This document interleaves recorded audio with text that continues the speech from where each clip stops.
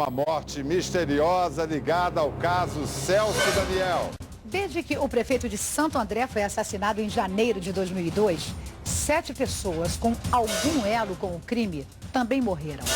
Esta semana foi o médico legista Carlos Del Monte encontrado morto em seu escritório.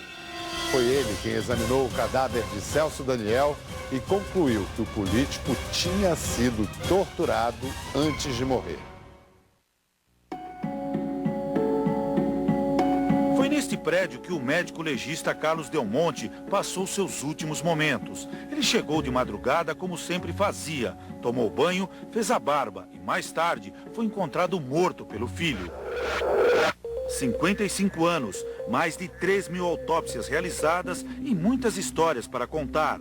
Uma delas, a do prefeito de Santo André, Celso Daniel, sequestrado e morto em janeiro de 2002. Carlos Del Monte examinou em detalhes o corpo do político. Em agosto passado, falou ao Fantástico e confirmou: Celso Daniel foi torturado antes de morrer. Sim, com certeza. Isso foi um dos dados de autópsia que eu mantive desde o início e confirmo. O legista era uma das principais testemunhas do caso. Iria depor na CPI dos bingos, que investiga também o assassinato de Celso Daniel. Surpreende o fato do legista morrer de causa não natural, ao que tudo indica, 1 mês e meio depois de ser ouvido pelos promotores, onde ele prestou um depoimento bastante seguro com relação ao assassinato do Celso Daniel. A morte de Carlos Del Monte aumentou ainda mais o mistério que envolve o assassinato de Celso Daniel. Além do legista, outras 6 pessoas que tiveram ligação com o caso também morreram, todas da mesma forma, vítimas da violência. O Fantástico teve acesso ao relatório do Departamento de Homicídios de São Paulo, que revela detalhes sobre todos esses crimes. A polícia acha que as mortes não têm ligação entre si, nem com o assassinato de Celso Daniel. A promotoria levanta suspeitas em alguns casos. Estas são as outras 6 vítimas. Dionísio Severo, sequestrador, fugiu de helicóptero de um presídio, um dia antes do sequestro de Celso Daniel. Era apontado pelo Ministério Público como um dos sequestradores. Já temos elementos mais seguros para afirmar que o Dionísio esteve presente no momento do arrebatamento. Dionísio foi preso e morreu numa outra cadeia, dias depois de dizer que iria contar detalhes sobre o assassinato do prefeito. Para a polícia, a morte de Dionísio foi resultado de brigas entre facções criminosas.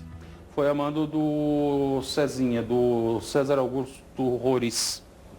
Ele é chefe de uma facção criminosa em São Paulo. Manuel Estevam, assaltante, conhecido como Orelha. Ele abrigou Dionísio quando o sequestrador fugiu da cadeia, assassinado a tiros na zona leste de São Paulo.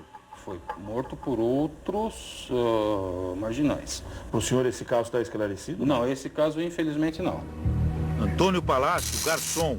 Ele atendeu Celso Daniel na noite do sequestro, quando o prefeito jantou com um amigo Sérgio Gomes, o Sombra. O garçom morreu ao bater a moto contra um poste, supostamente tentando escapar de um assalto. Antônio tinha deposto na polícia como testemunha. Ele ouviu Celso Daniel e Sombra conversando. Paulo Brito, funcionário da FEBEM, era testemunha da morte do garçom. Ele viu Antônio Palácio bater num poste quando fugia de 2 assaltantes, também numa moto. Paulo foi assassinado a tiros. Cerca de 20 dias depois de ter presenciado esses fatos, é assassinada com um tiro na nuca. É uma circunstância. Eu não estou dizendo em nenhum desses casos, eu estou afirmando assim, eles têm relação direta. Eu estou afirmando todos esses casos. A autoria não está apurada e todos esses casos há uma suspeita grande, merecem uma investigação mais apurada. Otávio Mercier, investigador, ele teria conversado pelo celular com Dionísio dias antes do sequestrador ser morto na cadeia. Nesse caso, a polícia e a promotoria concordam. Otávio foi morto num assalto, sem nenhuma ligação com o caso Celso Daniel. Irã Redua, agente funerário, foi quem recolheu o corpo de Celso Daniel nessa estrada na Grande São Paulo. Foi assassinado a tiros. Polícia e promotoria também afirmam: não há ligação com o caso do prefeito Celso Daniel. Qual seria o motivo da morte desse agente funerário?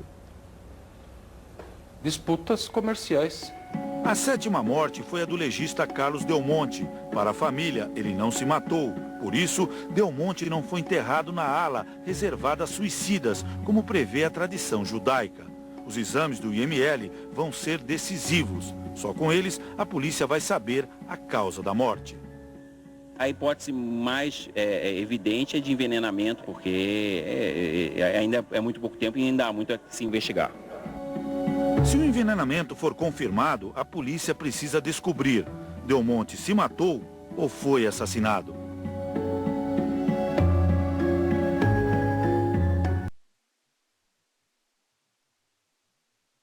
E começou hoje o julgamento do primeiro dos 7 acusados de sequestrar e matar o prefeito de Santo André, Celso Daniel. Este julgamento acontece sem a presença do réu e quem vai explicar por que isso está acontecendo desse jeito é você, Verusca Donato. Boa tarde. Boa tarde, Sandra. É que o Marcos é considerado foragido desde que não foi encontrado para receber a intimação para aparecer aqui no julgamento do Fórum de Itapecerica da Serra e por isso já foi pedida a prisão preventiva dele. Marcos é acusado de dirigir o carro que fechou a caminhonete de Celso Daniel na noite de 18 de janeiro de 2002. O corpo do prefeito de Santo André foi encontrado 2 dias depois com 18 tiros numa estrada aqui de Itapecerica da Serra. São 8 réus nesse processo. 2 estão foragidos, 5 estão presos e o empresário acusado de ser o mandante, Sérgio Gomes, o Sombra, que responde em liberdade. O promotor desse caso, Francisco Sembranelli, diz que Celso Daniel foi morto porque não aceitava um esquema de corrupção na prefeitura de Santo André. Foi morto porque ele se colocou como um obstáculo a um grupo criminoso que dilapidava patrimônio público, que desviava recursos para suas próprias contas pessoais. Uma parte desses recursos era canalizada para a caixa de campanha do partido, essa é a verdade. Isso está descrito na própria denúncia. Olha, só para lembrar que quem está sendo julgado hoje é o Marcos Bispo dos Santos. E sobre essa acusação do promotor, o assessor da direção nacional do PT, Geraldo Magela, diz que, por enquanto, o partido não vai se pronunciar sobre a declaração do promotor, Evaristo. Ok, muito obrigado pelas informações, Verusca.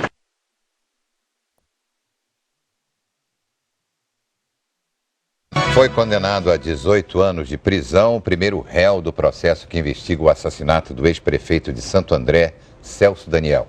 A polícia agora tenta descobrir onde ele está.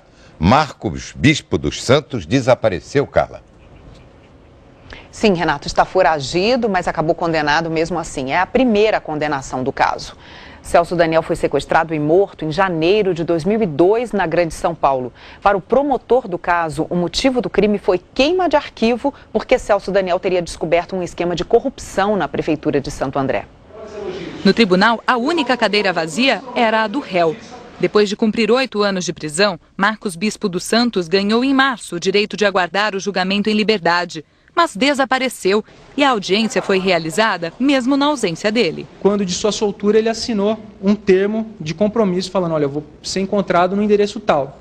O oficial de justiça foi até lá para intimá-lo do júri, ele não foi localizado e por isso foi decretada a revelia, ou seja, o processo continua mesmo sem a presença dele. Foram mais de 6 horas de debates até que o júri chegou à sentença. Estipulo a derradeira reprimenda nesse patamar de 18 anos de reclusão. Os jurados foram convencidos pela acusação. Condenaram Marcos Bispo por homicídio duplamente qualificado. Os agravantes foram o fato de não ter dado chance de defesa à vítima e de ter participado do crime em troca de dinheiro, ou seja, por motivo torpe. Para a acusação, Marcos fez parte de uma quadrilha que planejou o assassinato do prefeito de Santo André. De acordo com a promotoria, era Marcos quem dirigia o carro que fechou a caminhonete de Celso Daniel na noite da emboscada, em janeiro de 2002.